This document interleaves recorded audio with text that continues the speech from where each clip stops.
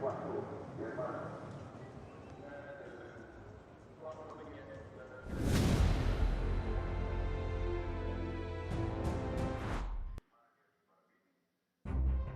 morning from Estoril on the Atlantic coast of Portugal, and welcome along to the final round of the season. Just 2 races to go in the Yamaha R3 BLU CRU World Cup of 2025.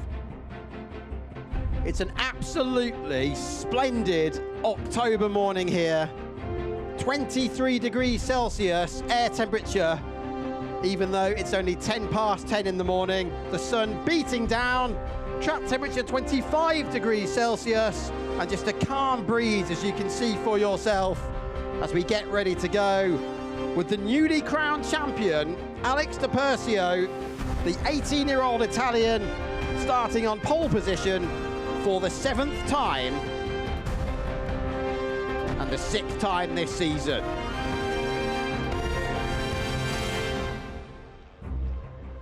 So we look down on the track. It's a glorious morning, as I say. The golden sunshine and a selection of wildcards here as well at Estoril. Watch out for Di Persio making his way around number 69. And by the way, ignore the commentator, he's talking absolute rubbish. Alex Di Persio is on his 3rd pole of the season, but aiming for his 7th victory of the season. So let's get that out of the system as quickly as possible. Alex will start then on the pole position from Kugawa and Boccanegra. It was a great scrap though for 2nd in the championship between Chris Clark, Agaska, Kugawa and Salas. It was only 4 points covering the riders from 2nd down to 5th in the standings.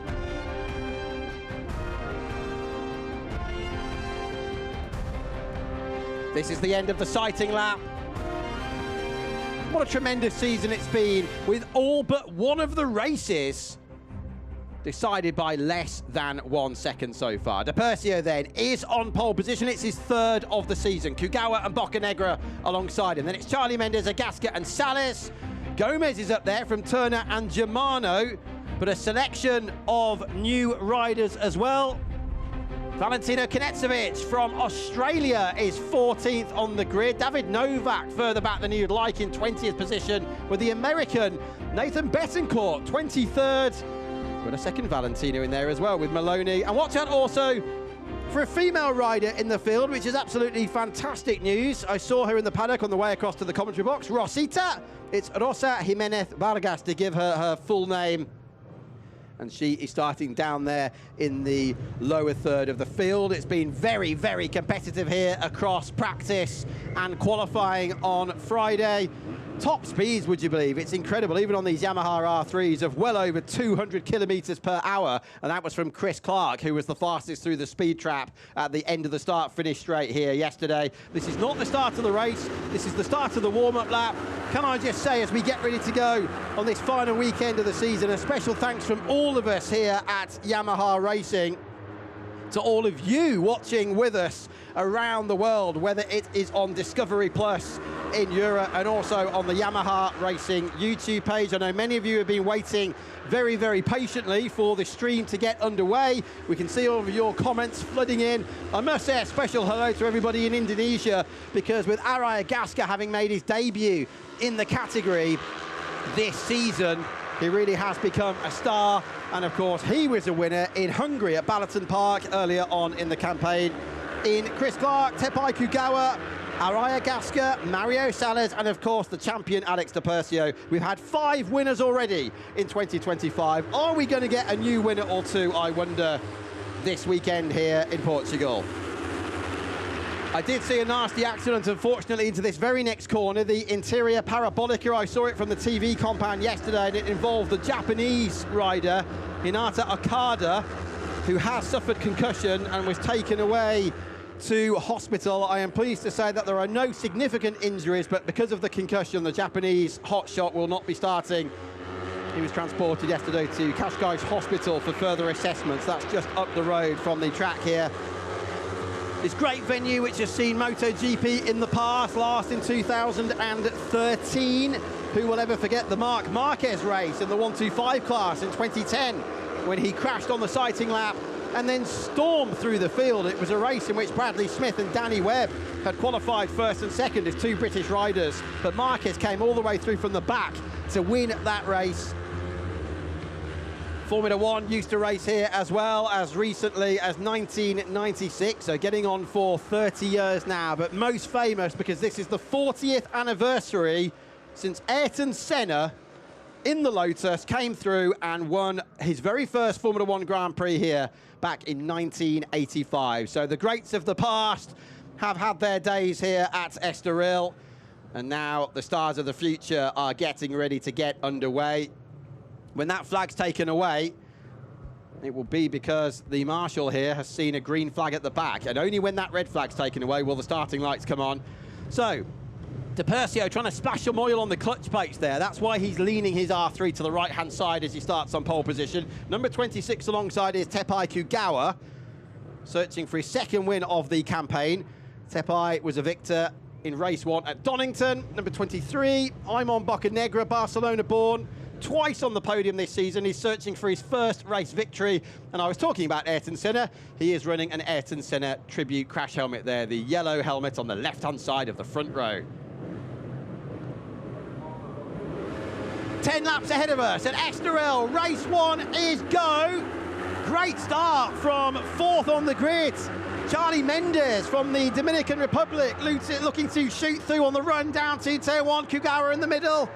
Mendes is on the inside line. Charlie Mendes, splendid start from row 2, and he takes the lead down into a very, very difficult turn 1. This is 2, and then they make their way down to the other right-hander of turn 3 on what is a pretty technical layout here. 4.1 kilometers, 2.5 miles. Everybody is away cleanly so far from the 23 who started into the VIP corner. This is where Bocanegra effectively decided the super finale that took place here at Estoril last year when he pushed Danny Othete wide on the final lap of the second race. That was Kugawa out onto the curbs on the outside, down the back straight, out of 5, down to the interior parabolica, where Danny Pedrosa infamously crashed into his MotoGP teammate Nicky Hayden when he was fighting Valentino Rossi for the World Championship in 2006. They've got through cleanly, up over the top of the hill, down to the Oreia corner, the Ia corner. Because of the shape of the bend, it's the right-hander at turn 7. The old track and the old hairpin in the background, up to turn 8.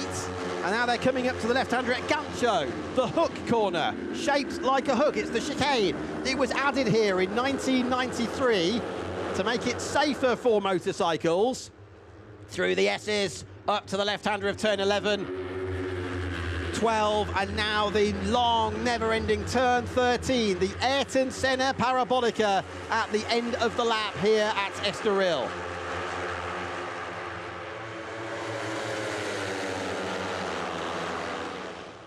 Into lap 2, Charlie Mendes has the advantage. Arai Agaska, who won in Hungary, the Indonesian rider.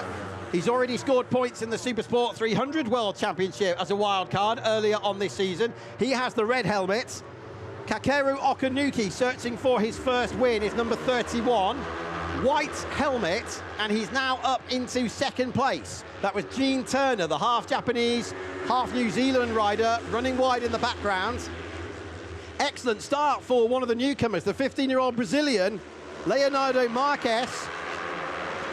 He's right up in the leading group. Number 9, position 9. Bocanegra is attacking in the fight for 4th. Now we know Imon is strong in this corner. I mentioned last time round, that's where he had the collision with Danny Othete in the super finale last year. Down through the kink of turn 5, and you'll see the front end of these identical R3s dip any second now as they throw the anchor out and hit the brakes. Here comes the champion! Up the inside goes De Percio, but there's contact there, and Okanuki runs wide. Kakeru won't be very pleased about that, but it wasn't malicious from Alex De Percio. It was hard but fair, in my opinion, and he takes the lead. De Percio, number 69. His first race win was in the category last year, but he's had another 6 so far this season. Up through the chicane, and there's absolutely nothing in it here on lap 2 of race 1. Now, Chris Clark has had to take 2 long lap penalties for incidents in practice, unfortunately. And that's very bad news for the American, who's second in this championship. But Clark, Agaska, Kugawa and Sales are covered by only 4 points in their fight for second in this championship. DePercio leads by 85 points, unassailable, which is why he was crowned champion at Motorland Aragon in Spain 2 weeks ago. All of these riders have fixed chassis measurements. It's equal for everybody. They can only adjust the front and rear suspension. That ensures fairer competition with the minimal things they can do with the springs. Everybody with the same renewable fuel from Total, and everybody with the same Pirelli tyres, front and rear. Now, Valentino Konecevich is absolutely flying on his debut here. He's just set the fastest lap of the race on what was the first flying lap, a 1:55.6. He's number 54, following in the footsteps there of Yamaha's 2021 World Superbike champion Toprak Razgatlioglu. And he's moving up the order. He is currently 12th. Mendes retakes the lead. Here comes Agaska, backs his way down into the interior parabolica. He slammed on the rear brake there with his right foot. Out went the back end, and Agaska in spectacular style comes flying through to take the lead, but not for long. Mendes is back in front. Charlie looking to become the 6th different victor of 2025 with the 74 Academy team. Up to the chicane, Kugawa with the turquoise and yellow helmets. Here he is, 4th place. And now he's on the back of Alex DePercio. Into the long right-hander at the centre parabolica.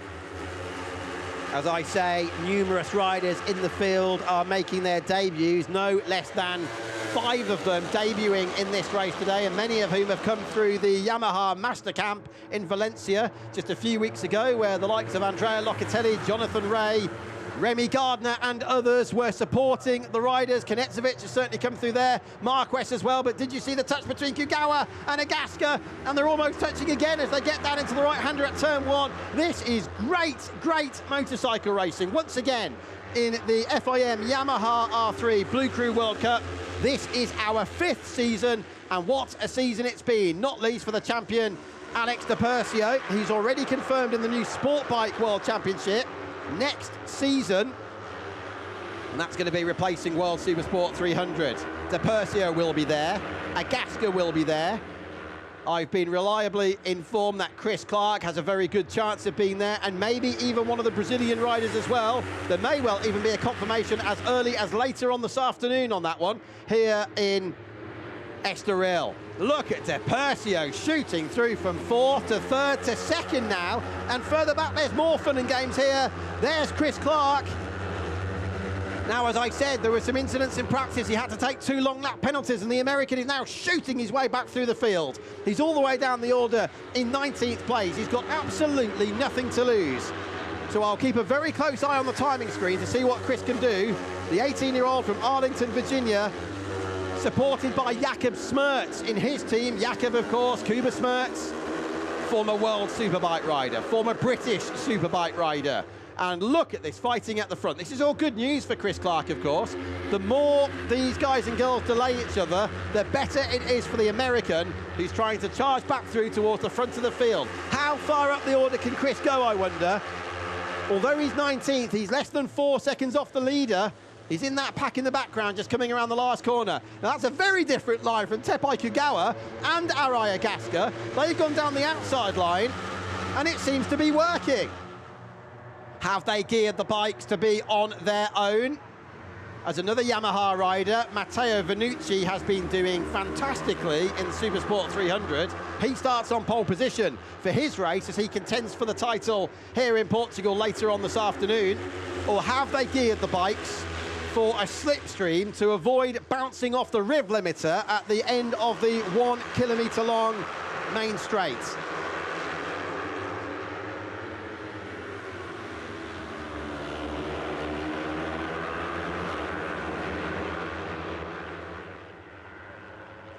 Under the footbridge, down around the back of the paddock. Listen to them through here. Okanuki on the left, number 31. Then it's Mendes. Okanuki from Japan. Mendes from the Dominican Republic. Alex Di Persio from Italy, from Pescara. Very, very strong at that corner and up the inside. What a move that is from Gene Turner, who's fought his way back through from the midfield. Number 3. Born in Hiroshima in Japan. The Izumi colour bike. That's their team name. He's number 3, 17 years old. And he's on the outside line now with his fellow Japanese countryman just edging ahead of him there. Hikaru Okanuki. Chris Clark has now just done his second long lap penalty and remains in 19th place.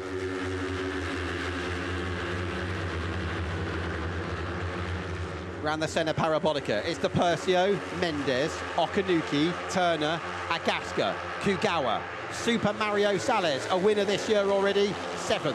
I'm on Boccanegra from the front row of the grid, number 23, yellow crash helmet in 8th place. What a star so far Leonardo Marquez is, to be up there in 9th position. Gomez is going well as well. Mauro Gomez Gonzalez, another Spanish rider with the Arco University team. He's right up in this leading group too. Konecevich is still fighting for the top 10. Emanuele Pastore is just outside the top 10. He won the super finale here last year. Marquez is 12th. Salvatore Germano is in 13th position. Number 85, Alessandro Binder from Switzerland, also backed by Jakob Smertz. He was a real star in Aragon 2 weeks ago. 14th for him at the moment. Then it's Danny Krabacher, Angelo Motola, Max Palmolski. David Novak is in 18th position. Chris Clark after his 2 long lap penalties. That's Chris at the top of the screen. He needs to close in a gap of 3 seconds. Indy Sunsolar from the Netherlands is 20th. Rosita Jimenez is in 20th place now, just passing Sunsolar. Betancourt from America is 22nd. And all of the riders are still running. Number 64 bringing up the field, another new rider, and it's another Valentino, Miloni, who's 14 years old from Argentina.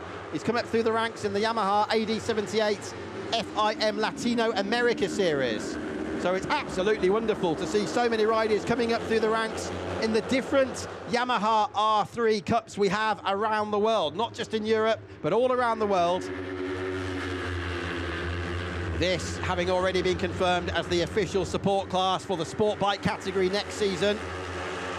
And talks continuing to take place behind the scenes on how to expand the training camp initiative as these riders receive not just training on the track, but also plenty of media training from Yamaha as well, supported by the Yamaha Superbike riders.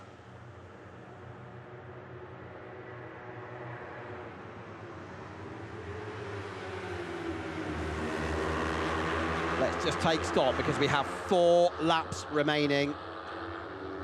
And at the moment, Kugawa, if he were to win this race, would shoot up from 4th in the championship to 2nd in the championship.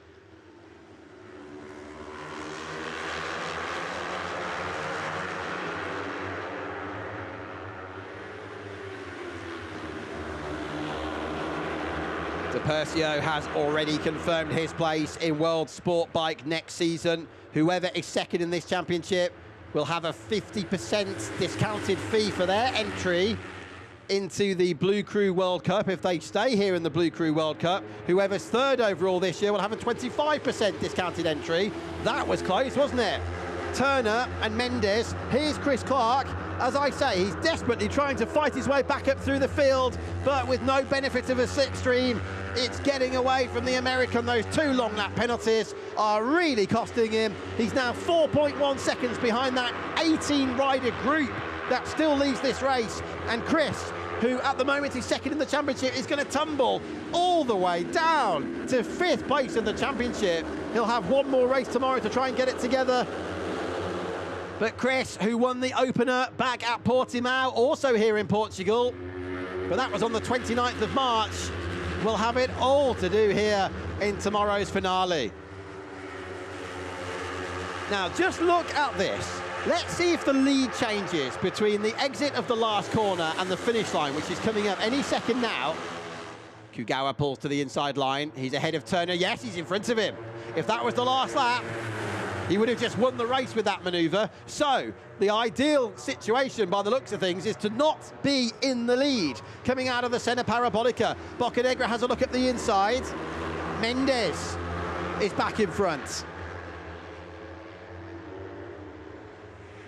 So, the two riders at the front. We're seeing a red flag displayed on the graphic, but I can tell you the race has not been stopped. But we do have an incident for Leonardo Marques. What a shame, because the Brazilian on his debut was going so well. He's only 15 years old, but he's crashed at turn 1. So Marques is our first crasher. Hopefully for Leo he can rejoin, but he's out of contention for a podium on his debut now. The crowd watch is on here at Estoril. The sun beats down. The air temperature is 24 degrees Celsius. It's glorious conditions for racing as Turner attacks on the inside. One podium for Gene Turner so far this year, and that was his second place in race 2 at Misano. Gasca having to take evasive action there because Boccanegra moved to the left on the run down from the hill to the Oreia corner. They approach the chicane. Just 2 laps to go after this one. Now, I can see your questions coming through, and I must say with some trepidation on the Yamaha Racing YouTube page, if Greg, that's me, has ever ridden or will ride an R3 World Cup bike. Thank you very much, guys and girls, for those suggestions. You're really doing me a favour there. She got a bit of a masterclass recently from Beñat Fernandez, the Supersport 300 World Championship leader. I'm not sure it would be a good idea for anybody, especially me, to get out on one of these, but thanks for the suggestions. You've got a great sense of humour as we get through to the penultimate lap of the race. 2 to go here at Estoril, and I certainly wouldn't want to be out there when you've got this chaos going on. Boccanegra hits the front, number 23. Number 6, Gene Turner. Numbers on the lower side of the belly pan on each side of the bike, as well as on the front. And we still have 17 riders in the leading group. Chris Clark now 6 seconds behind. He's out of contention. He's not going to get into the points even unless several other riders in this lead group drop out. The next lap is the last lap, and Boccanegra now is desperate to back up his 2 podiums from earlier this season with what would be a maiden race win. There he goes, number 23. Always a smile on Imon's face. He's based just outside Barcelona, takes his fitness extremely seriously. If you have a look at his Instagram profile, and De Persio trying to keep himself out of trouble as they go side by side through the interior parabolica. This is one of the closest races we have seen all season. Just as at Aragon last time out, all of the points positions are together on the track. Charlie Mendes back in front. He's yet to finish on the podium. Can his first podium come with a win? Well, not if Araya Gasca's got anything to do with it. Mendes, number 6, from the Dominican Republic in the Caribbean, is leading. Araya Gasca, number 38, with the red helmet, is second. Boccanegra, the yellow helmet, is third, number 23. Then it's Turner. Can De Persio perform his magic that we've seen so far many times this season by shooting through and taking the win on the last lap?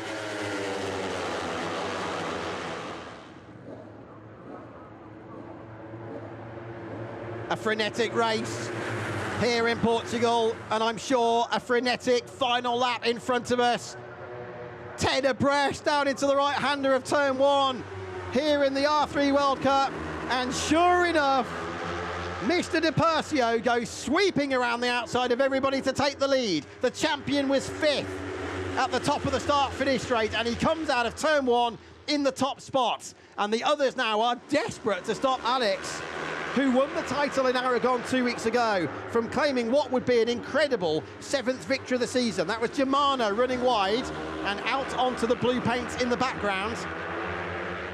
But De Persio is doing a De Persio, but he's not far enough to prevent an attack up to the next corner, the interior parabolica.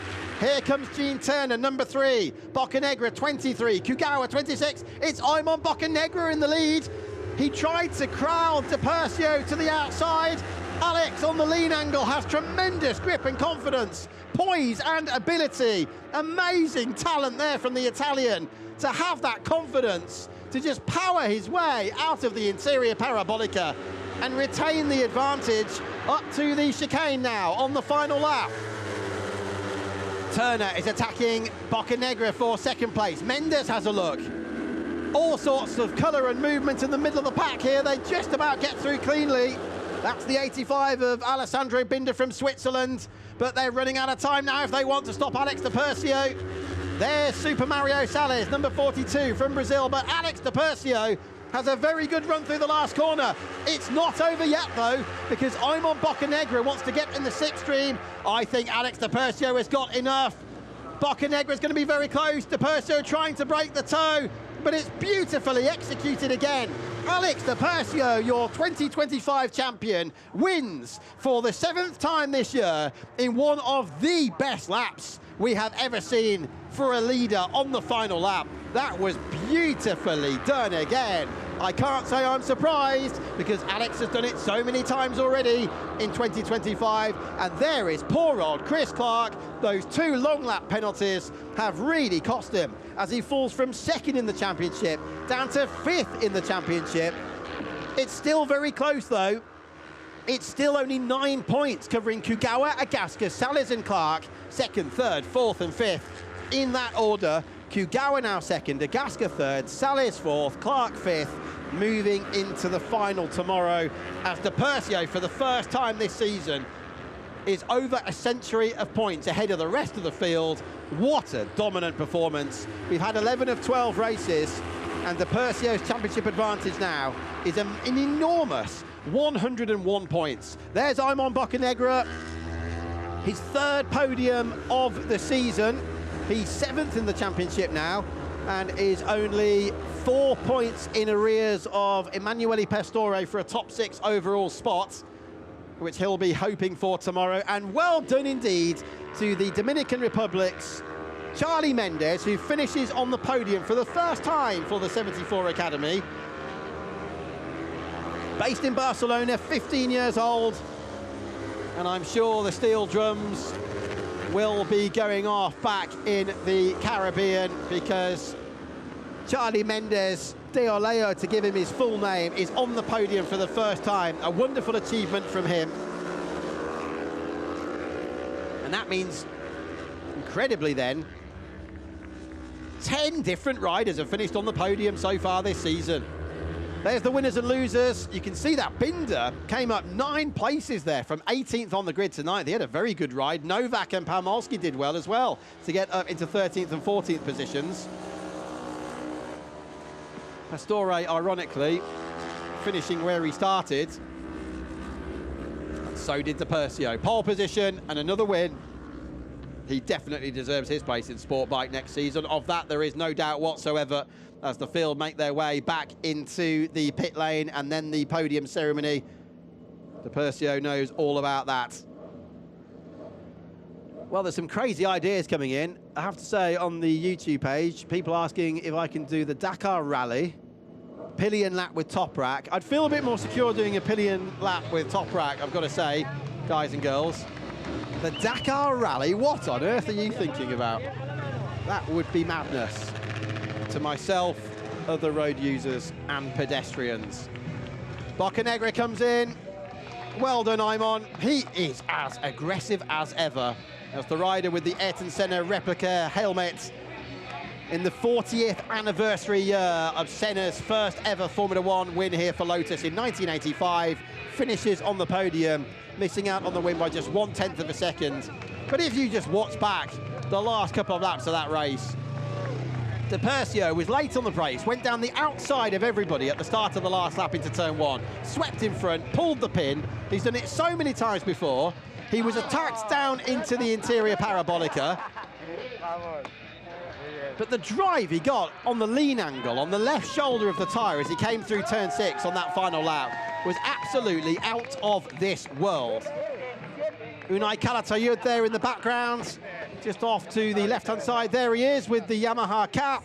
Supersport 300 rider who's starting up on the first few rows of the grid and hoping for a podium in their race coming up later on this afternoon. Still plenty coming your way here at Estoril, with the Superpole session on next for World Superbike, and then we've got Supersport, Superbike and the 300s all racing here today, and the same again tomorrow. That's Unai Calatayud there with Aimon Bocanegra. Unai based just outside of Valencia, also of course part of the Arco University team I was talking about during the race. Absolutely sensational season. There's your final results. Points down to 15th place, and he's done it. The Australian newcomer, Knezovich Valentino, well done. 16 years old, up from the Yamaha Racing Asia Pacific Championship, and he scores a point on his debut. Wonderful. Tom Bradbury will be the man with the mic in a moment, as we get a word from our winner, Alex De Percio. This is Aimon Bocanegra. In the World Superbike paddock. So Charlie Mendes de Aleo doing a really, really good job. This is the brilliance as well of the World Superbike setup. But here's your winner. Alessandro De Percio, race one. Alessandro De Percio, race one victory from pole position at Estoril. How does that feel? Incredible race with a lot of people in the group. I think it was a really good race. I studied until the last lap and I won. So thank you to my team, Arco Motor University, for this bike that I set up was incredible. Thank you to Yamaha for the support, all the Yamaha Blue CRU staff, and thank you. See you tomorrow. Congratulations and good luck tomorrow. Thank you.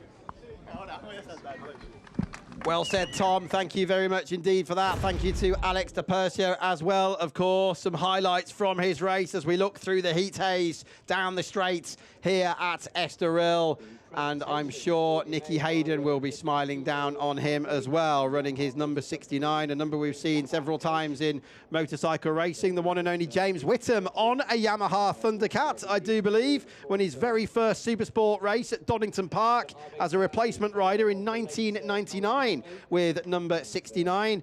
And of course, Tom Booth Amos is another number 69 rider in this paddock in World Supersport, and he's already been a winner earlier this season as well.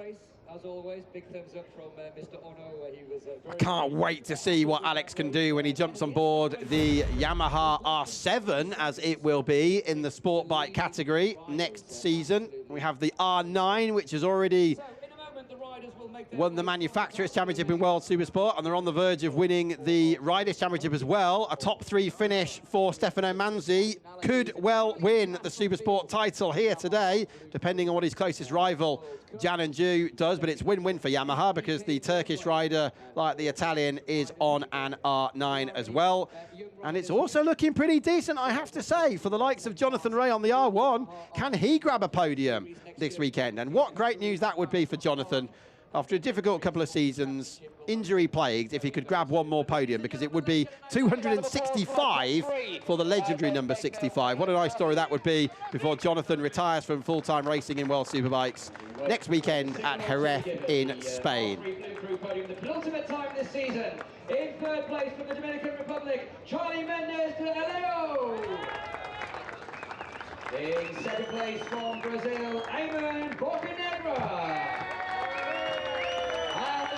Winner once in your 2025 champion from Italy, Alessandro Di Percio. Just a reminder that it's more or less the same time tomorrow, but don't miss the start because we will be getting away 10 minutes earlier. So wherever you are around the world, today we started at 10 past 10. Tomorrow's coverage will be starting at 10 o'clock local time, which is just under 23 hours from now. We'll have a 5-minute build-up as ever. Gianluca Monteron was watching on down there from JIR, the former Grand Prix team, of course. Plenty of success for them over the years, and they're now overseeing the whole of the Yamaha R3 Blue CRU World Cup and the paddock setup. And I have to say, congratulations to everybody in the village who had to cope with the terrible blustery winds we had, which threatened knocking everything down on Thursday. It was unbelievable how the weather's changed. There's Gonzalo Sanchez watching on there as well, a front runner and multiple winner in the category last season. And indeed, of course, it was the Yamaha R6, wasn't it, for James Whittam? Not the Thundercat, it was the R6 when he won in 1999.